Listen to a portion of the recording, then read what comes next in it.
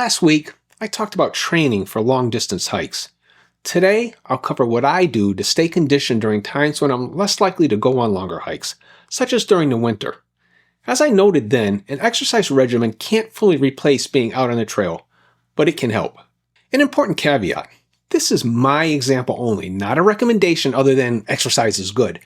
Everyone has different fitness levels and health histories, and what's good or safe for me might not be for you. For example, high-intensity interval training, or HIIT, like I do, could be particularly dangerous for someone with cardiovascular disease. I've read medical journal articles that appear at first glance to say otherwise, and that's a problem because they can be misinterpreted. This paper from the Journal of the American Heart Association has this conclusion in its overview. HIIT has shown a relatively low rate of major adverse cardiovascular events for patients with coronary artery disease or heart failure when applied within CR settings. That might lead the unwary reader to think, oh good, I'm okay to do HIIT. But that ignores this key phrase, within CR settings. We have to go back to the background statement to see what CR means in this context. In this case, it means cardiac rehabilitation. A CR setting is not your basement or the exercise center. It's a medical facility specifically set up to deal with rehabilitation under controlled conditions with medical personnel monitoring and advising. So this journal article is not general health advice. It's for clinicians interested in rehabilitation programs for individual patients. I encourage you to consult a doctor, ideally one qualified to evaluate functional cardiovascular capability who can properly assess safety when you start any exercise program. Even if you don't think you have underlying cardiovascular disease, it's best to find out for sure. My formal routine consists of a 4-day cycle: resistance training, high-intensity interval training, HIIT, cardio, and a rest. Rest days are part of my routine. I also rest when I'm sick or injured, which is far less common now that I've adapted this routine. Resistance training and HIIT are about half an hour each, and cardio is 1 hour. Every 4-day cycle is a 2-hour commitment. That's a long-term plan that almost anyone can do. Resistance training means weights and calisthenics. I keep the weights light. As you can see, I'm not a jacked-up gym rat. My arms are pretty spindly. As a college athlete, I was an 800-meter runner. I'm not built like a bodybuilder, and heavy lifting wouldn't serve me well. I have a 100-pound beginner set of weights, 2 20-pound plates, 4 10-pound plates, and 4 5-pound plates, as well as 2 and 3-pound exercise dumbbells. That gives me all the variety I need. I do sets of 13 reps with a controlled 6-second tempo, 78 seconds of time under tension per exercise. I'm building muscular endurance, not maximum strength. Hiking for hours day after day doesn't require lifting a heavy weight just once. It requires muscles that perform efficiently thousands of times over hundreds of miles. Light weights with more reps let me maintain the strength and endurance I need on the trail while minimizing joint stress and injuries. I can't hike if I'm hurt from lifting too much, and at 68, staying injury-free is as important as staying strong. The most I lift is 60 pounds, and that's only one specific exercise. This 13 reps, 78 seconds under tension approach was taught to me by my weight training coach in college, a national champion hammer thrower who had all the runners on this program. Here are the exercises I do and their weights. Some you may find laughably light, others you may think are too heavy, and that's okay. What counts is what's right for you. I can't get into the mechanics of each exercise. I'm not a certified fitness instructor, and I don't want to risk explaining something incorrectly that would lead to an injury. The idea of the 13 rep sets is to keep constant tension with no resting between reps. Even the top position, such as when doing bicep curls, is a rest position, so I don't linger there. For the 2 non-rep exercises, that's the leg extensions and the wall sits, I hold the static position for the duration of the 78 seconds. For sit-ups, I never come fully to vertical nor let my back hit the floor. Both of these positions are resting positions. It's similar for push-ups and leg lifts. Next is that high-intensity interval training I discussed before.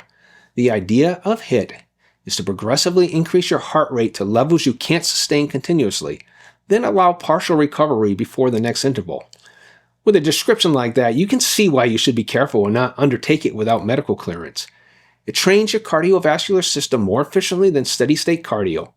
You get significant benefits in less time. It improves cardio capacity and recovery speed, and they're both useful for steep climbs and sustained elevation gains. HIIT also improves insulin sensitivity and metabolic health by helping your body manage glucose more efficiently and improving fat metabolism. These metabolic benefits are often as important as the cardiovascular ones, especially for managing insulin resistance. A commonly used age-based formula for your heart rate target is 220 minus your age, and that's your maximum, multiplied by 85%. For me, that's too conservative, but it may be appropriate when you first start. My maximum by that formula is 152 with a target of 129. If you ask 20 people how they do HIIT, you'll get 21 different answers. I use an elliptical machine. Rowing machines and stationary cycles work just fine, as does simply going out and running on a track or up a hill, if that's your preference. Some people manage it on a treadmill, though you don't directly control the speed through your effort on a treadmill, but rather by the settings. You have to keep up or step off. With my HIIT workout, I start with 5 minutes of warm-up cardio, followed by 2 minutes of stretching, then I go into the intervals. Each interval has 2 parts, active recovery and an intense sprint.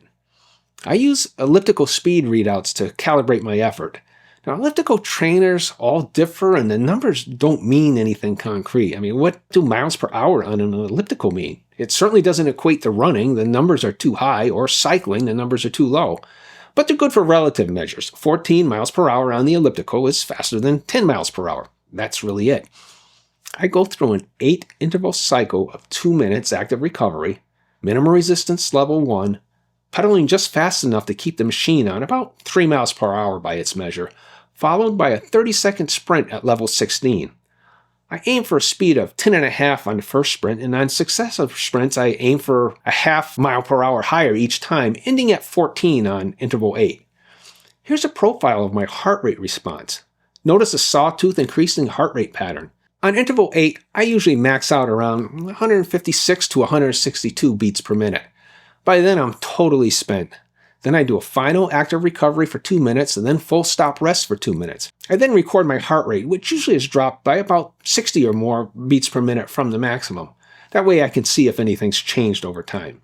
HIIT sequences are very individualized. The important thing is for the intervals to be true high intensity. What's appropriate for me may be too easy or too hard for you. And again, I hate to sound like a broken record, but if you have cardiovascular disease, you need medical guidance if you're going to try this. I use a polar beat heart rate monitor to capture my results. That way I'm not trying to remember anything, it's all recorded on my phone. Also on the elliptical, I use the HIIT programs, widely available on this brand of trainer for cardio workouts. I rotate through the programs using a different one for each successive 4-day cycle. It gives me variety. Otherwise, I'd get extremely bored pedaling for an hour. I use level 4 because prolonged efforts at higher levels cause me joint pain the next day. This is another example of adjusting to your particular situation. Never be ashamed to stay within your capabilities. Avoiding injury is important. I aim for 6 elliptical miles in that hour. This is a light to moderate effort, but it serves me well. I hope my routine can serve as an inspiration for you to develop one that's appropriate for you. The most important thing is that you can actually follow it and follow it safely. If you found this information useful, please like, share, subscribe, and comment on this or other topics you'd like me to cover. And if you haven't seen this video, I recommend you take a look at it now. Thanks for watching.